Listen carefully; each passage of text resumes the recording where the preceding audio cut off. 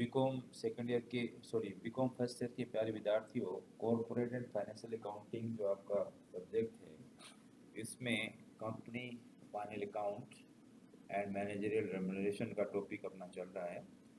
तो managerial remuneration जो प्रबंधकीय पारिश्रमिक है, उसकी इससे पहले वाले लेक्चर में मैंने आपको बताया था कि जो उनकी प्रबंधकों को पारिश्रमिक की जो अधिकतम सीमाएं कौन कौन सी हैं, और पूर्णकालिक प्रबंधक, अंशकालिक प्रबंधक और डायरेक्टर्स, संचालक, और उनको किस तरह से पारिश्रमिक दिया जा सकता है, ये मैंने आपको तरीका बताया था कि किस तरह से डायरेक्टर्स को, और full time director, whole time director हो सकता है, पार्ट टाइम डायरेक्टर हो सकता है, और प्रबंधक हो सकता है। तो उनको अगर किसी कंपनी में लाभ की स्थिति है तो किस तरह से इफेक्टिव कैपिटल के आधार के ऊपर उनको पारिश्रमिक मासिक या वार्षिक अधिकतम कितना दिया जा सकता है। और अगर कोई ऐसी कंपनी है जिसमें अपर्याप्त लाभ है या लाभ है ही नहीं, तो ऐसी कंपनियों में किस तरह से पारिश्रमिक प्रबंधकों को दिया जा सकता है, ये प्रतिशत के रूप में आपको बताया। अब जो मैनेजरियल रेम्युनरेशन है, उसमें क्या है कि आपको धारा 349, 350 और 351 के अंतर्गत जो है आप प्रॉफिट निकालेंगे। सेक्शन 198 के अंदर जो प्रॉफिट निकाला जाएगा, जिसका प्रतिशत के रूप में आप उनको, प्रबंधकों को पारिश्रमिक देंगे, तो वो जो प्रॉफिट है वो किस तरह से निकलेगा, वो प्रॉफिट निकालते समय आपको किन किन बातों का समायोजन करना है, कौन सी आयों का समायोजन करना है, कौन से व्ययों का समायोजन करना है, और कौन सा फार्मूला आपको लगाना है, ताकि आप मैनेजरियल रेम्युनरेशन की सही गणना कर सकें। तो इसके लिए क्या है कि कुछ खास बातें मैं इस कैलकुलेशन के लिए आपको बताना चाहता हूँ कि प्रबंधकीय पारिश्रमिक के परिकलन हेतु लाभों का परिकलन करते समय किए जाने वाले समायोजन, आय संबंधी समायोजन कौन कौन से होंगे।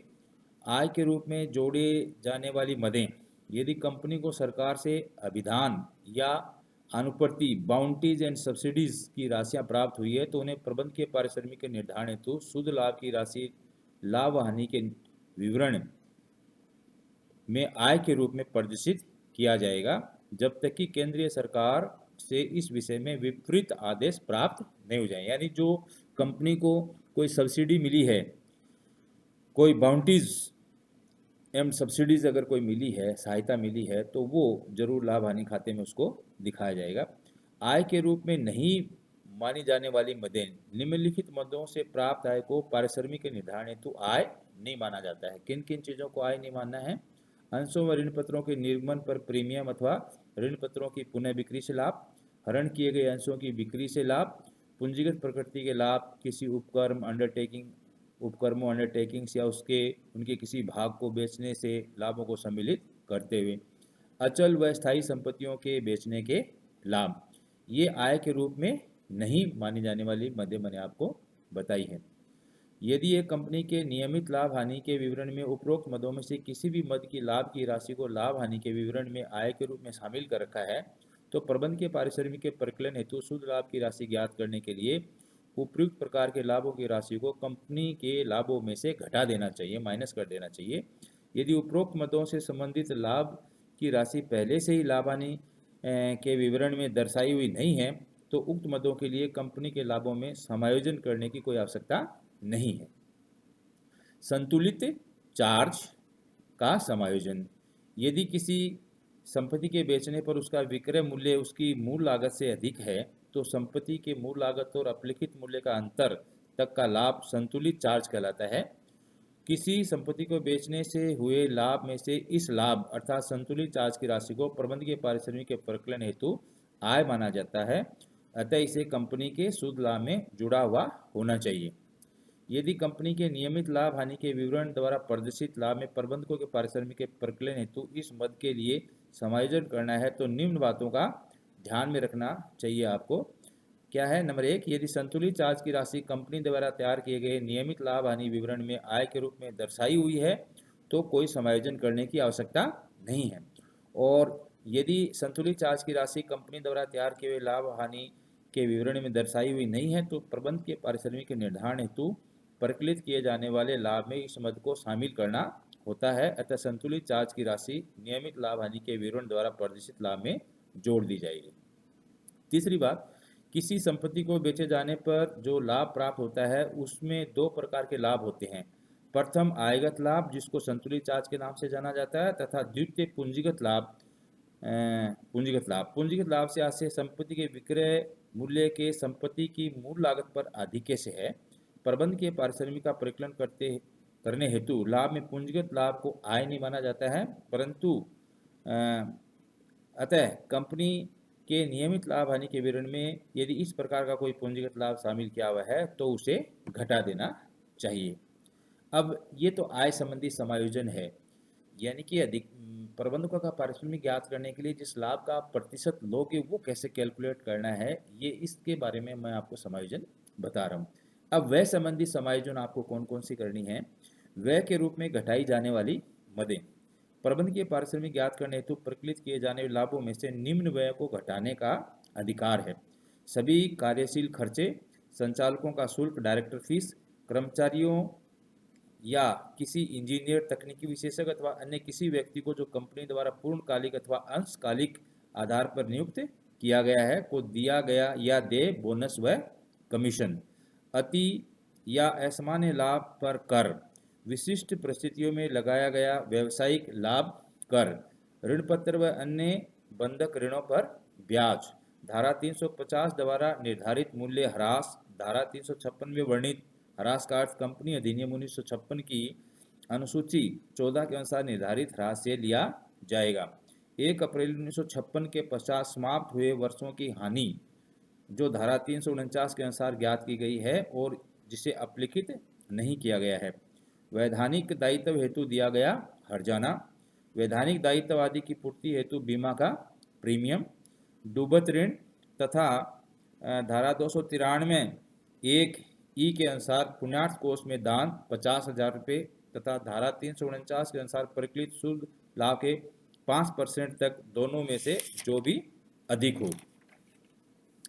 यदि कंपनी द्वारा तैयार किए गए लाभ हानि के विवरण में उक्त सभी मदें घटाई हुई हैं तो कंपनी के लाभ हानि के विवरण द्वारा प्रदर्शित लाभ में प्रबंध के पारिश्रमिक निर्धारण हेतु शुद्ध लाभ ज्ञात करने के लिए उपयुक्त मदों के लिए कोई समायोजन करने की आवश्यकता नहीं है। यदि किसी मद में निर्धारित राशि से अधिक राशि डेबिट कर दी गई है तो कंपनी के लाभ हानि के विवरण द्वारा प्रदर्शित लाभ में अधिक डेबिट की गई राशि जोड़ देनी चाहिए।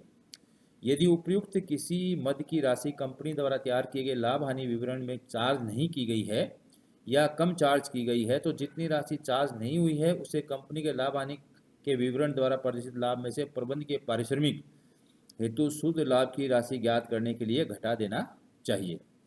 व्यय के रूप में न घटाई जाने वाली मदें। Items of expenses not deductible, कौन कौन सी नहीं घटाई जा सकती। प्रबंध के पारिश्रमिक हेतु शुद्ध लाभ ज्ञात करने के लिए निम्नलिखित व्ययों को कंपनी की आय में से नहीं घटाया जाएगा। कौन कौन से खर्चे हैं, ध्यान से सुन लीजिए। एक तो आयकर है, अधिकर, सुपर टैक्स व आय पर अन्य कर पूर्व वर्णित बिंदु डी ई में दिए गए के अतिरिक्त स्वेच्छा से की गई क्षतिपूर्ति अथवा हर्जाना, पूंजीगत हानि, उपक्रम अथवा उपक्रमों को बेचने से हानि को सम्मिलित करते हुए, प्रारंभिक व्यय, संचय एवं आयोजनों में हस्तांतरण, विकास छूट संचय और प्रारंभिक के ह्रास की राशि। यदि कंपनी द्वारा तैयार किए गए नियमित लाभ हानि के विवरण में उक्त मदों में से किसी मद को चार्ज कर दिया है तो नियमित लाभ हानि के विवरण द्वारा प्रदर्शित लाभ में प्रबंध के पारिश्रमिक हेतु शुद्ध लाभ ज्ञात करने के लिए उपयुक्त मदों की चार्ज की गई राशि जोड़ दी जाएगी।